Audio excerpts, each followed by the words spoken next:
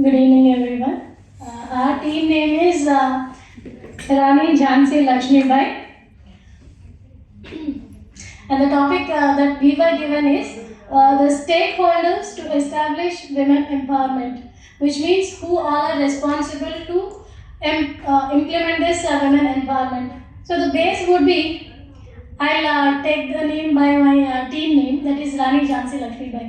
There is a very beautiful thing about her, that is Bundele हर बोलों की मुख सुनी कहानी थी, खूब लड़ी मर्दानी वह तो झांसी वाली रानी थी. Even the British people told that she is the hero, not heroine. She is the hero who fought like a man. So she for what she fought for? She fought for her kingdom, and she fought it with courage, and she fought for her right. So as in every individual, women empowerment is our right. So the base is we the individual, which is the first stakeholder of us. So it is the responsibility of every individual to work for women empowerment, may it be the man or women. And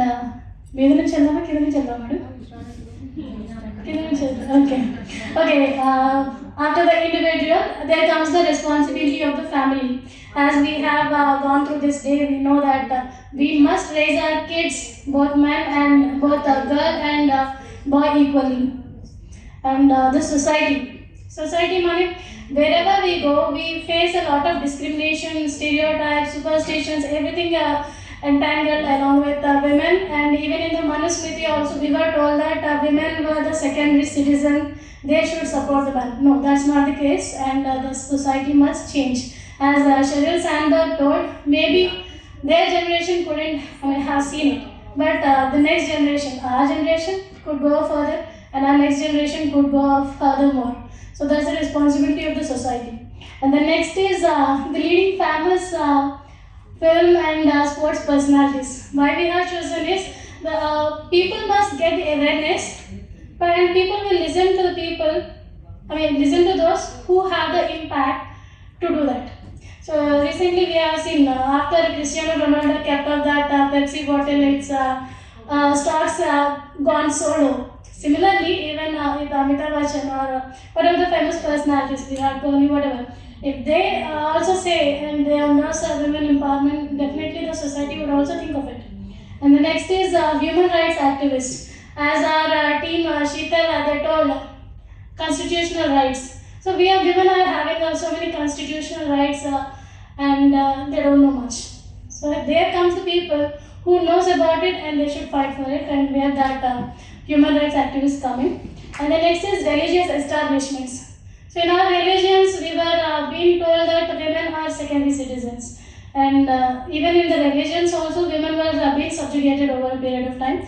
They also must, because that is our belief system. So unless and until it is imbibed in our belief system that women are also equal, the change might not come. So even the role of religious institutions is also there in establishing this women empowerment. And apart from that, the service providers like Ma'am was saying, contract, wherever the women are working, maybe the domestic or individuals, domestic health workers, everywhere, whatever the service providers, they must give the equal priority to women, and they must protect their rights. Yes, people working in malls and etc. Security agencies. So, and the next is education establishments. After family, where we look for our right path, it is in the education system only. So in the education system also, the things must be like gender neutral. Recently, Kerala government something they have introduced one thing, such as they have shown a picture to the 6th class student where her father was be cooking, washing and cooking, and the lady she is making some other work.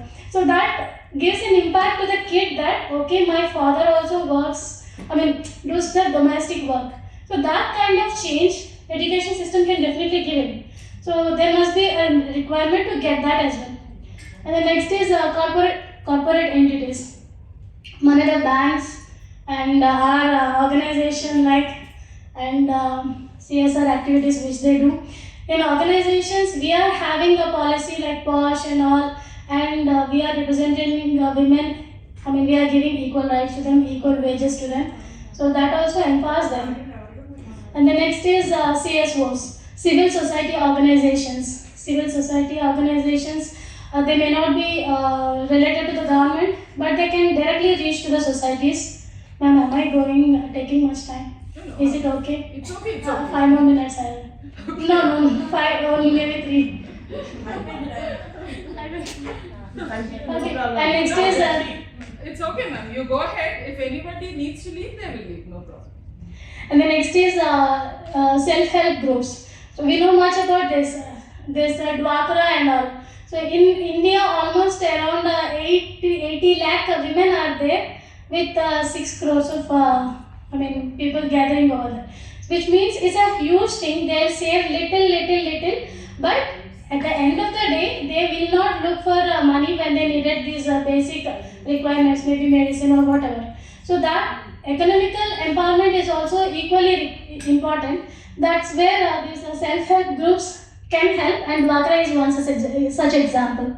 And NGOs, as ma'am was telling in the morning, Vishaka, that was one such NGO which has worked for women's rights. That's how we got our Vishaka guidelines. And there are so many such NGOs, and there must be so many such NGOs in order to empower women.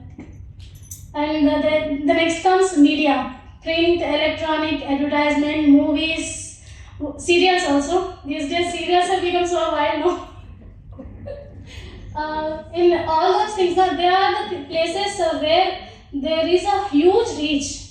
So with that particular reach, they can empower, they can enlighten and create awareness among masses towards women empowerment.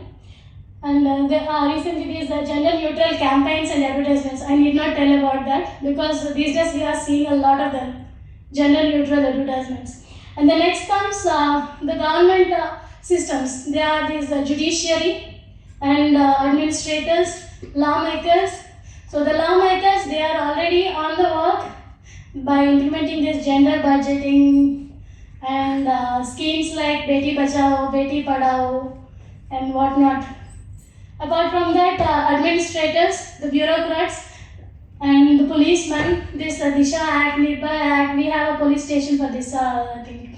So all these things, whatever the laws were there, whatever the rights were there, whatever women ought to get, these are the people who have to ensure that they get them. So they are also the stakeholders in ensuring women empowerment.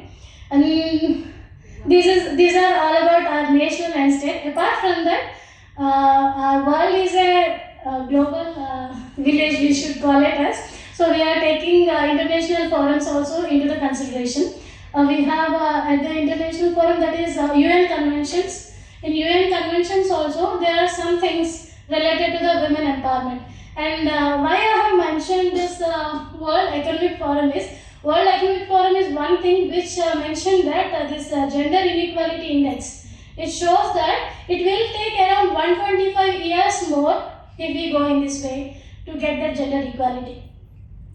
So there is a need for all these people to work properly and and we are part of all those people actually. Yes, we are the base. No, because all the names and associations and authorities that you're talking about, all of them. I mean, it's a very exhaustive and very comprehensive list. Very good work, entire team, and very good presentation. You asked whether you can